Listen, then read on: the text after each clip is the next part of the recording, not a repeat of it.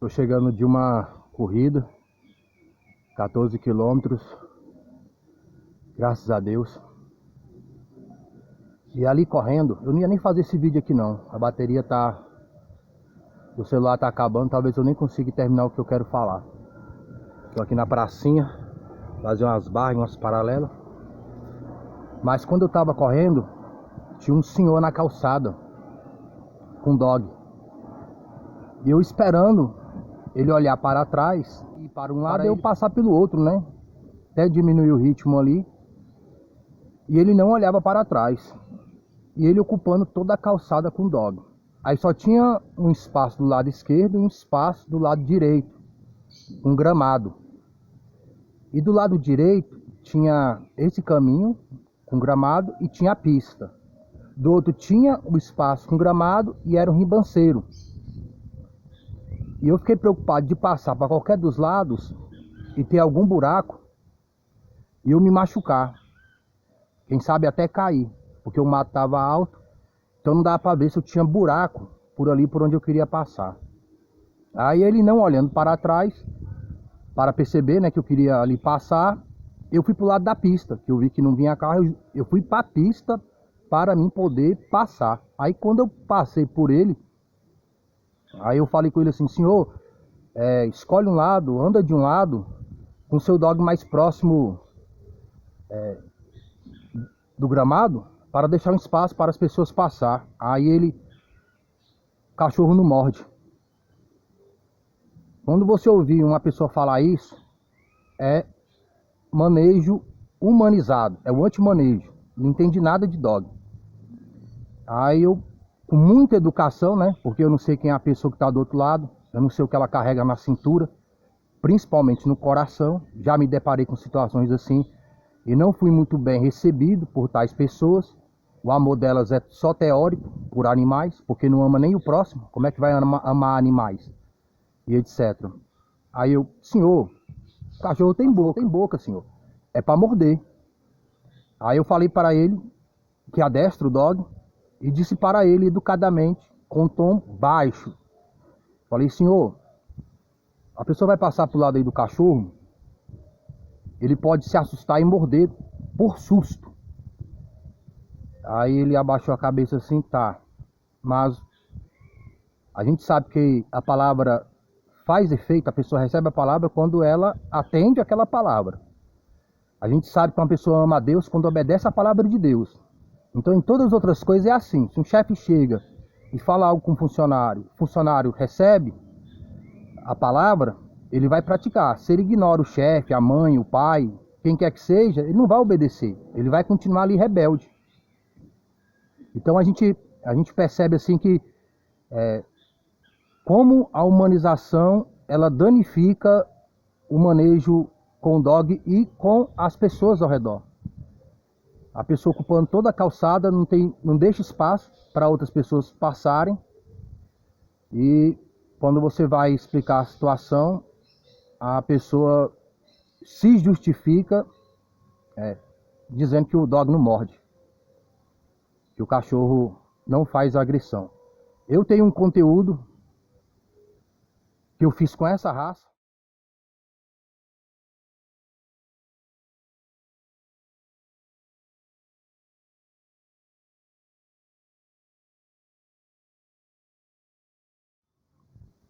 Ele quase matando a mulher dentro da casa, a visita.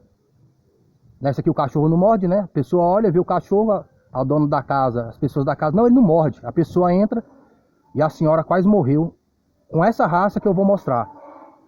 Essa raça, ela antigamente era usada em rinhas. Era um dog que era usado para rinhas. Então tem alguns vídeos desse dog fazendo agressão contra pessoas, que é o temperamento dele. Ainda que a agressão de animal não esteja tanto relacionada à raça em si, mas ao tipo de manejo que o dog recebe ou não recebe.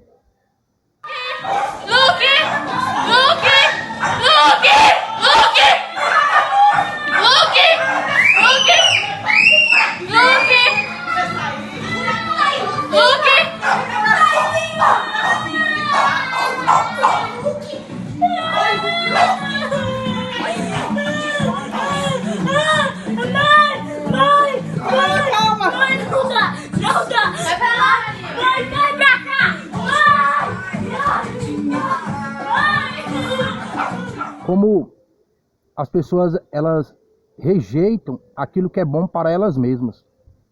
Eu, vindo da corrida, aí eu fui inspirado a pregar a palavra de Deus, o reino de Deus em Cristo, na parada de ônibus. E eu percebo que algumas pessoas prestam atenção e outras ignoram. Viram o rosto, algo que é bom para elas e algo bom para sempre. Não é algo bom momentaneamente. As pessoas com celular, com suas bolsas. E ali eu falei que o Senhor Jesus, ele vem como um ladrão de surpresa, na hora que não pensais. Se elas soubessem que um ladrão iria chegar naquela hora, elas estariam descuidadas com seus pertences materiais. Ali eu aproveito e trago o contexto do alto. Se você soubesse que você fosse passar para a eternidade hoje, agora, que o Senhor Jesus voltasse agora, você estaria descuidado com a sua alma? Aí uma senhora de idade, quando eu comecei a falar, ela levantou como se o ônibus tivesse vindo, mas não tinha ônibus vindo. E eu percebi a ansiedade dela de não escutar a palavra, que ela não queria escutar a palavra. Outras pessoas virando o rosto, pessoas com mais idade, pessoas que deveriam ter experiência, bagagem de vida, para entender até pelos acontecimentos do mundo que a palavra de Deus, o Apocalipse, é real, está acontecendo diante de nossos olhos. E se todas as coisas aqui na Terra estão acontecendo conforme o Apocalipse, por que a volta de Cristo não aconteceria? Se Cristo já veio, como algumas pessoas de algumas religiões até pregam, que Cristo já veio, já morreu e ressuscitou, por que ele não voltaria se está escrito na palavra? Tudo está escrito na palavra de Deus. Então, numa data como essa, que eu não iria fazer esse conteúdo hoje, dia 31, eu não ia fazer, algumas religiões comemoram essa data, mas essa data não deve ser comemorada só num dia da semana, do mês. É uma data que deve ser comemorada todos os dias, dentro do nosso coração. A volta de Cristo, o retorno de Cristo, a morte de Cristo, não deve só ser lembrado em um momento religioso, mas deve ser lembrado todos os dias dentro do nosso coração, da nossa mente. Então, em uma data como essa, falando sobre Cristo, e quem sabe alguma dessas pessoas sejam dessa religião, quem sabe estava indo até para algum culto, alguma coisa dessa religião, rejeitando a palavra. Você percebe a pessoa rejeitando a palavra. E eu fico imaginando essas pessoas chegando na eternidade, sendo condenadas, e Deus mostrando quanto elas rejeitaram a palavra de Deus e sofreram a consequência da própria rejeição da palavra de Deus, como acontece em manejo de dog. Várias fatalidades que acontecem dentro da humanização, do antimanejo, e as pessoas não mudam, não se convertem em relação a manejo de dog. Como os acontecimentos naturais de fatalidades apocalípticas acontecem e ainda as pessoas rejeitam, não se arrependem, não se convertem em Cristo como único Senhor e Salvador da sua alma. Então, aproveitando essa situação que eu fui inspirado para falar, não lembre de Cristo somente em datas religiosas, mas lembre de Cristo todos os dias. Lembre de Cristo como único Senhor e Salvador da sua alma todos os dias, até o dia da eternidade. Se você lembrar, praticando, porque quem recebe a palavra é aquele que obedece. Não é aquele que fala de lábios somente, mas aquele que lembra de Cristo com suas atitudes. Se você lembrar de Cristo como único Senhor da sua alma todos os dias, praticando o manejo da salvação da alma todos os dias, quando chegar na eternidade, você vai colher a salvação da sua alma. Porque ela começa aqui e ela continua na eternidade para sempre. Com Cristo como único Senhor e Salvador da alma. Como a rejeição também. A pessoa que rejeitou Cristo como único Senhor e Salvador da alma aqui, que também vai continuar para toda a eternidade. E a escolha é toda sua, se você vai passar a sua eternidade com Deus ou sem Deus.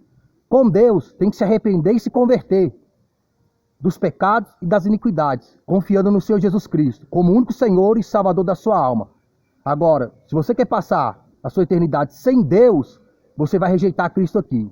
Quem rejeita Cristo aqui, Deus vai rejeitar ele lá. Quem aceita Cristo aqui como único Senhor e Salvador da alma, Deus vai o receber lá. Fique com Deus e boa meditação das coisas do alto.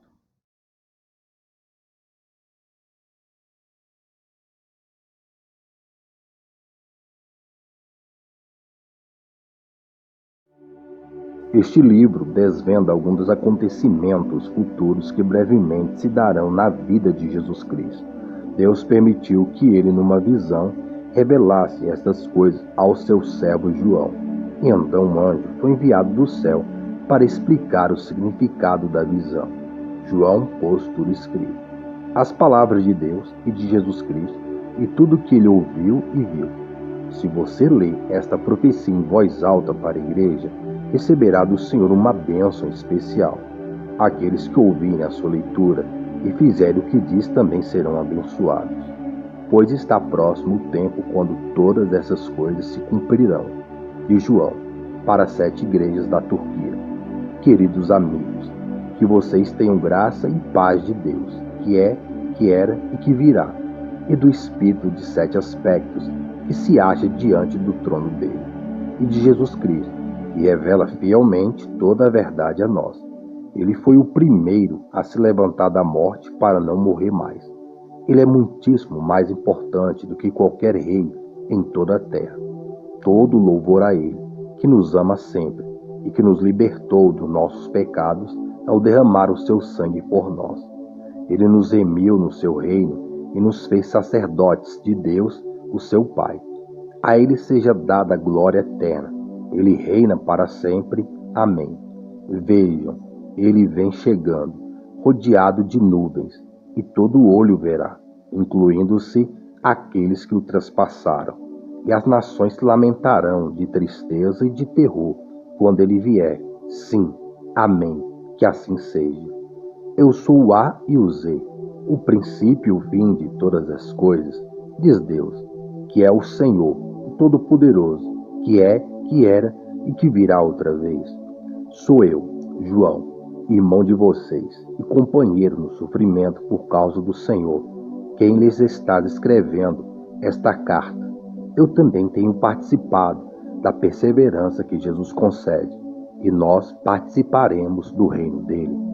Eu estava na ilha de Pátimos, desterrado ali por pregar a palavra de Deus e por contar o que sabia a respeito de Jesus Cristo. Era o dia do Senhor e eu estava adorando.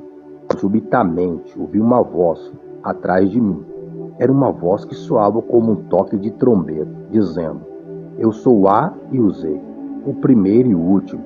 Então ouvi dizer: Ponha por escrito tudo o que você vê e mande a sua carta às 7 igrejas da Turquia, a igreja de Éfeso, a de Esmina e as de Pérgamo, Tiatira, Sardes, Filadélfia e Laodiceia. Quando me voltei para ver quem estava falando, ali atrás de mim estavam 7 castiçais de ouro, e entre eles achava-se alguém que parecia Jesus, que se chamava a si mesmo o Filho do Homem, vestido de um manto comprido e com o peito atado com uma faixa de ouro. O cabelo dele era branco, como a lã ou a neve, e os olhos penetravam como labaredas de fogo. Os pés rebrilhavam como bronze polido, e a voz ressoava como as ondas da praia. Ele segurava na mão direita 7 estrelas, e na boca uma afiada espada de 2 gumes, e o rosto dele brilhava como a força do sol no esplendor sem nuvens. Quando eu o vi, caí aos pés dele, como morto. Porém ele pôs a mão direita em cima de mim e disse: Não tenha medo, embora eu seja o primeiro e o último, o vivente que morreu, que agora está vivo para sempre, que tem as chaves do inferno e da morte. Não tenha medo. Ponha por escrito o que você acaba de ver e o que brevemente lhe será mostrado. Este é o significado das 7 estrelas que você viu na minha mão direita e dos 7 castiçais de ouro. As 7 estrelas são os líderes das 7 igrejas, e os 7 castiçais são as próprias igrejas. Apocalipse, capítulo 1, do versículo 1 ao 20.